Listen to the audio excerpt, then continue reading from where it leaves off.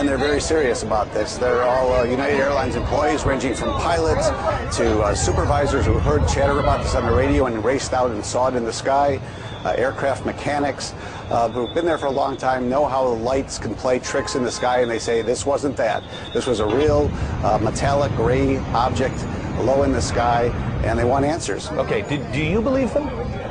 Do you believe them that they believe it, or do you believe that they really saw what they think they saw? I believe that what they're reporting and is real, and they were concerned about safety.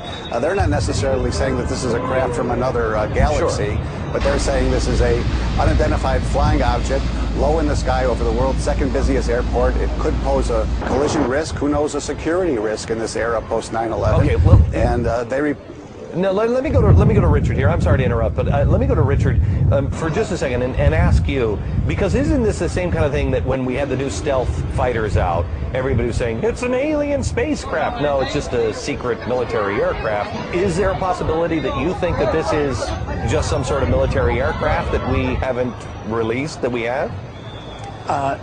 Sure, anything's possible, Glenn, but if you want to go that route, then I think what you need to do, to be honest about it, is go back through the decades and indeed generations of reports that we've collected of these types of objects that people have been seeing. And let me just add that this is a phenomenon that not simply civilian people have been dealing with, but U.S. military personnel have been encountering what appear to be UFOs. I don't know what else you would call them. Objects that military pilots have frequently said are disc-shaped, that look exotic, that behave in unusual ways, and that have violated sensitive airspace time and again for many, many years. So if this is a secret covert project, as many people have speculated, it seems to be going on in a rather confrontational, provocative way that really doesn't have any explanation. All right, so John, you think that this is, there was some sort of a cover-up. At least the FAA was not real honest with you when you first asked, right?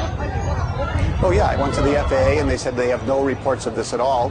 I put them a Freedom of Information Act request, and then they got back to me several days later saying that in reviewing the communication tape, they did come across chatter involving this object, and that a United supervisor contacted the FAA manager in the tower and asked that the controllers had seen anything unusual.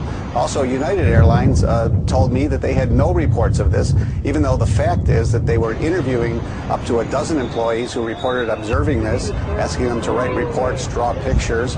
After my story broke on Monday, United said, well, yes, we have been talking to these employees. What would give me an explanation of why these guys would be hiding this stuff? Well, I mean, one reason just might be that they're embarrassed to come out and say that, oh yeah, you know, we've got this UFO hanging out over here and we don't know what to do about it.